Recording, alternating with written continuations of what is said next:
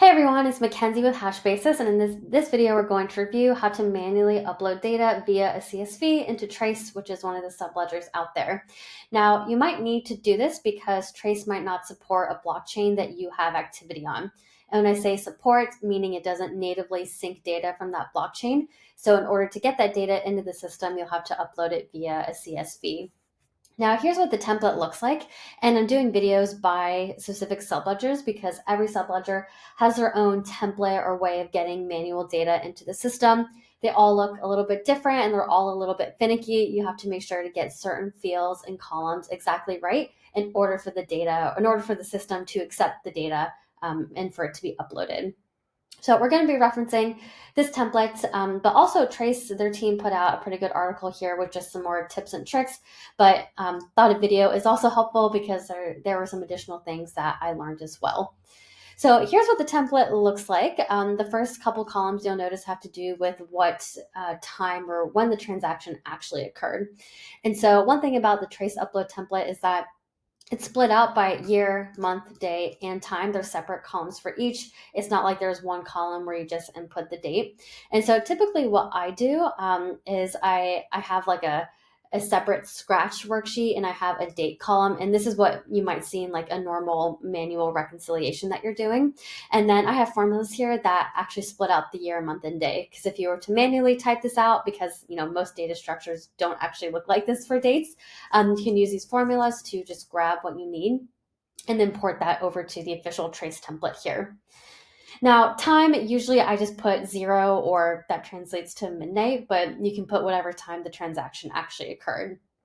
Now for column E here, organizational wallet, this is the wallet address that Trace has, and this is the wallet you want to upload these manual transactions to. Now, just a note on this, you'll see a long like alphanumeric typed out address here, and this is because this particular address, which I just randomly grabbed from the Block Explorer, it is actually half synced and half not synced in Trace. So there might be an instance where you're working with a subledger and they kind of half support a network. So half of the data might come in, but then the other half may not come in. So you may still need to upload some manual data into a synced wallet. Now, I bring that up because Trace is very specific. If you have a synced wallet and you're trying to upload manual data, under organizational wallet, you'll need to write out the full address here.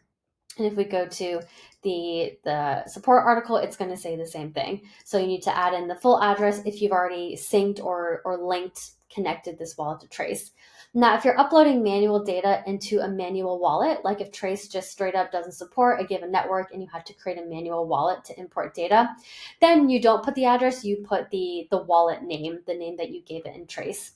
So that's just a little bit of a tricky thing that I wanted to call out. That's the only reason why you're seeing a full address right here.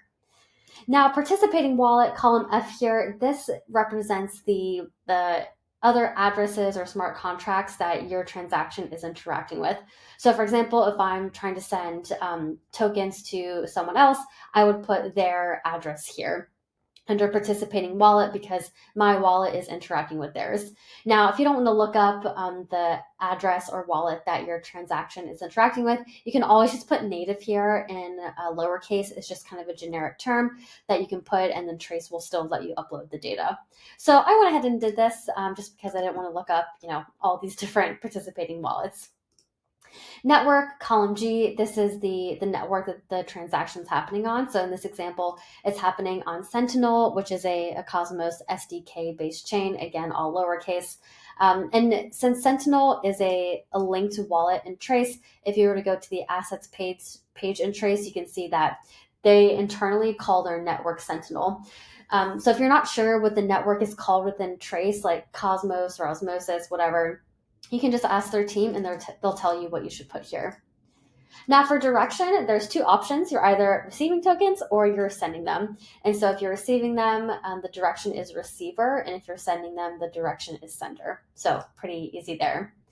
Now, financial action, most of the time it's going to be token transfer because you're transferring tokens from your address to another address or you're receiving tokens from someone. But there's also other options they talk about here. You can put gas, for example, or fees, something like that. But for my example here, it's just all token transfer.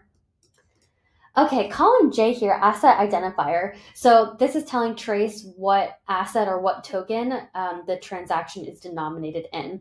So again, it's a little bit confusing. It says native here, but you use the term native if you're uploading transactions in the native token of the blockchain that you're uploading the transaction for. So for example, the network is Sentinel and the native token of Sentinel is DVPN. And so instead of putting DVPN, I can just put native. Another example is that if I'm uploading transactions on Ethereum and it's ETH transactions, I could put Ethereum and then ETH right here. Or Ethereum, excuse me, and native. I don't need to put the actual like asset or token name. So that's how that would work if you're uploading the native token. But let's say, again, to use the Ethereum example, let's say I'm uploading USDC transactions on Ethereum. So it still say Ethereum here, but instead of saying native, it would say USDC. And that needs to be in lowercase. I know in the article here it says all caps, but it needs to be in lowercase or else it won't actually upload. So just a heads up on that. Yeah, lowercase, definitely remember that. Column K and L here, this represents the actual amount that the transaction is either sending or receiving. So the amount column here is in tokens, and then if you wanted to upload a corresponding fiat value, you could go ahead and do that here. And so that's what I've done. And column N here, M is related to L. It just tells Trace what currency you're uploading in. And so for our purposes, we're doing USD. Now, just a couple of pro tips. So for columns K and L, they need to be in a certain data format. So if you're using Google Sheets, normally what I do is just format, number, and then automatic.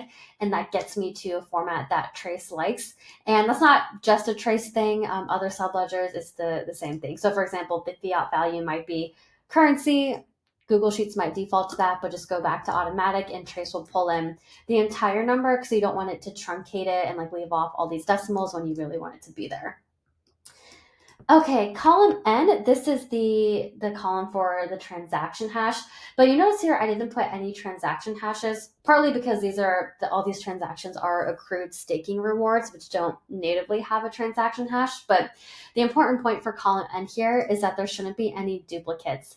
So let's say you have a transaction that has multiple parts, but it's all the same transaction hash.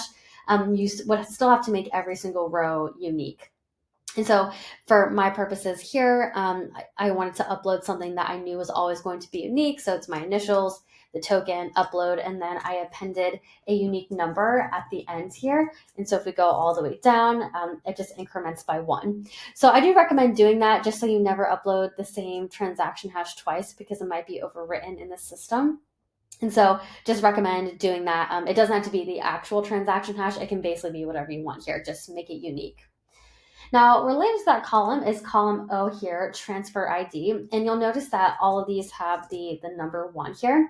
And so the explanation in the support article is pretty good. But this column is more used if there's grouping happening within a certain transaction. And the example that Trace uses is that let's say you have one transaction, but there's multiple sub-transactions. A great example is if you are staking to a validator, there could be multiple actions. So for example, 1, you could be paying a gas fee for doing the staking. 2 is the principal amount that you're staking is going to the staking contract. And then 3, you could be automatically claiming some rewards as well. So in just one transaction hash, there could be like multiple sub transactions. And so this column lets you do that. So essentially, if let's say these 3 transactions, they had the same transaction hash, what you would do is you increment by 1. So 1 and then 2 and then 3. If these all had the same transaction hash, and the Trace would know to group these 3 transactions together. And if we go back to their article, I think they have, a pretty good example of a swap, same hash, and then it increments by 1. And here's an example of what it would look like in the spreadsheet. So what I said earlier, where every line here needs to be unique, the only exception to that is if you have multiple sub-transactions within one transaction, then it wouldn't be unique. Now, for all these transactions here, though, every row here is a different transaction. And so there's no sub-transactions hidden within a main transaction. So I'm just going to put 1 for everything. And so these are all going to upload into separate lines within the UI within Trace. Now, I also experimented with, it doesn't always have to be the number one. I think at one time I accidentally uploaded it with like the increment number showing up in transfer ID, and it uploaded just fine. So yeah, I think it doesn't always have to be one to get it to upload. All right, coming to the end here, column P is function name. And so this function name, it's more of a UI thing. So when you upload this data, this is going to be like what the function's called within Trace is what's going to show up actually within the UI. So it's more of a function of like, what do you want to see uploaded into the system for this particular transactions? It can be multiple words. Now contrast that with method ID, which is a little bit more specific, and a good rule of thumb here is that the method ID should always be lowercase in one word, either one word, or if you have two words, like take out the space. Don't put any spaces into method ID here. Method ID is really useful because you can use it to write automations. So for example, if you want to tag transactions, or I should say bulk tag transactions, you can use the method ID here to specify what transactions you want to bulk tag. So here we have rewards, and I'm also uploading some commissions as well, and it's just, one lowercase word. All right, so once you have all this data put together, you just file, download CSV, and then in Trace, what you can do is go to Actions, Add Transaction, and then upload CSV here, and you'll be able to upload the data. Now, if there's any issues in your upload, Trace will tell you, and they'll give you an error report, so you can go ahead and fix it real quickly. Now, one thing I did want to include in this video is how to upload NFTs into Trace, because that's something that I've come across before and it wasn't entirely clear to me how to do it, but there is a way to do it via add single transaction. So I'm not sure the CSV portion yet, but you can do it by adding a single transaction. So what you can do here is select manual. The network needs to be manual here. You can put in a hash if you want. But the important part is when you select the manual, what you can do is put in the asset here. It won't recognize actual NFT collections like, I don't know, like the apes or Bad Kid or something like that. What you can do is put in blank identifiers here. So for example, if you put in token and then a number, there's token 1 through I think 20 or perhaps more. And each one of these can stand in for an NFT. So if you wanted to upload your ape collection, you would have to not actually put ape here. You'd have to go ahead and just like pick these random tokens and assign cost basis to those. So just wanted to show you that because that's something I learned recently and I had to do, because unfortunately it doesn't really show up natively in the UI for a lot of the networks, and uploading it is also a bit tricky. So, okay, hopefully that helps. If you have any questions on this, feel free to let me know. And yep, thanks for watching.